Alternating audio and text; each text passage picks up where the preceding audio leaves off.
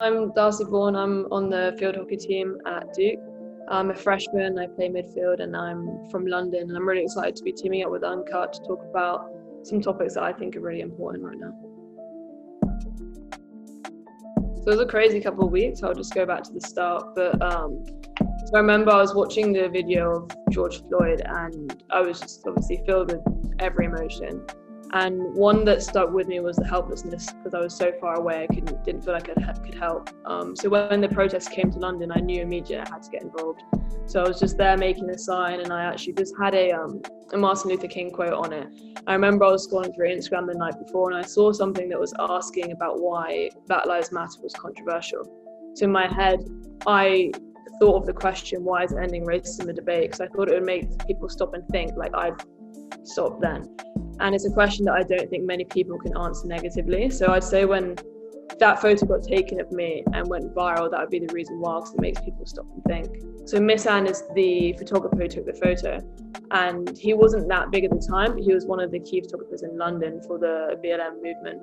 And I remember he shared it, and I didn't think a huge amount of it. And then my friend sent me a message saying, look, the editor-in-chief of Vogue, Richard Vogue, has posted this.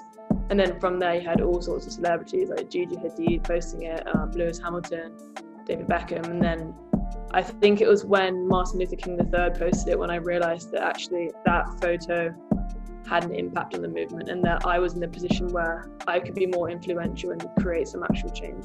People underestimate how racism is a problem all over the world. And a lot of people, when they think of racism, they think of the really overt cases like George Floyd and police brutality. And although obviously that is a huge problem, it's also the systemic and the systematic racism that occurs all over the world. There was a protest at Duke held at K-Ville after the shooting of Jacob Blake, and some of the guys that spoke there, it's just the fear in their voices that being a black person in the United States comes with. And it's just so saddening that like they fear for their lives just because of the color of the skin. And it just made me so eager to help as much as I can here as well as back home. So I'd say that within the recent months, I've definitely become more aware of the impact of hockey being a predominantly white sport and the impact this can have on people all over the country and the world, I guess. And I think the issue is that in hockey, there's a lack of black and coloured role models. And I think it's really important that the sport becomes more diverse, because what I've realised is that through me playing hockey, it's given me so many opportunities in life. Like here I am at Duke because of playing field hockey. And being the only non-white player in my team, I've made sure that as a team we've had lots of conversations just about raising people's awareness and increasing support for the movement and doing everything we can on a local and a bigger scale.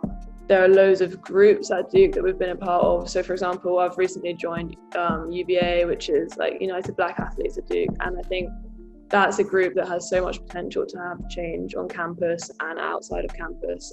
I think one thing I took away from the protest at K-Ville, I can't remember who it was, but someone said that at Duke we have a power and we have to use our power and use our voices.